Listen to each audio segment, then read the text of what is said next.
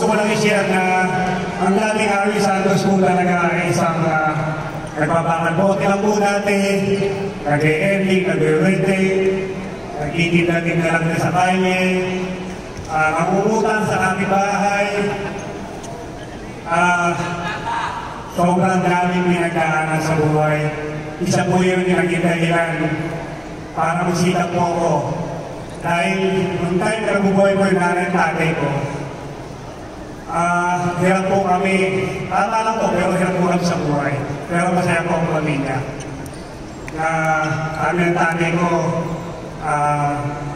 sana Alwin, matupad ko yung pangalan ko, kaya nung time na namatay sa year 2000, yun, pinangako ko doon sa pagkain ng tatay ko, magsisikap ako, susuportahan ko si mama, ang aking pamilya, hindi kita bibiguin.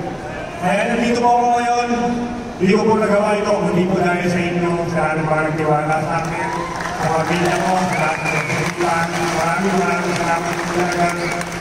Isa na po masasabi ko, wala po talagang imposible sa mundo, dahil ako po mismo, na hindi ko po pinangarap na maging magaling na basketballista, gusto ko lang po lang, makatulong lang po ako sa pamilya, makapag-uwi lang po ng pangangailangan sa bahay, hindi lang po talaga. Pero, God is great.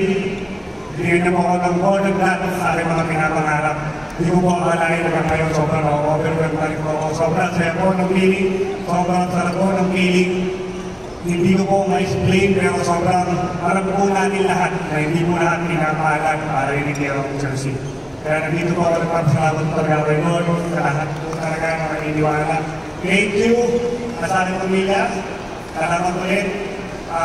Hindi na po nagsasabi na kahit anong posisyon natin sa buhay, pagkakuti naman, o ano man ang pinagdadaanan o kanwasher, o ano man, kaya nyo rin po ang natupad ko. Kaya nyo rin po ang naabot ko.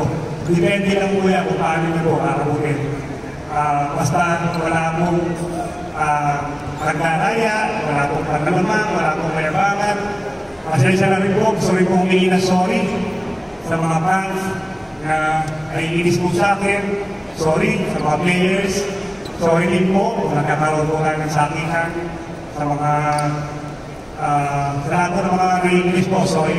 Yun po gusto kong sabihin. Pasensya na po kayo kasi po si Harry Santos noong time na yun parang pagka nagugutom tayo, bisa namin ang papa ko, pagka nagugutom tayo, bisa gumawa ka ng paraan para lang mabuhay. Siguro yung time na nag-umpisa ako ng basketball, nakakala ka maakas ako. Hindi nila alam. Kaya lang po ako ganun kaakas sa laro. Kasi po may pangangailangan din po kami. Nag-inubuhay din po kami. Kaya pagpasensyahan niya lang po ako, wala po ako masamang intensyon. Gusto ko lang po manalo. Gusto ko lang po kasi. Hindi lang po. Maraming salamat. Dahil po sa inyo.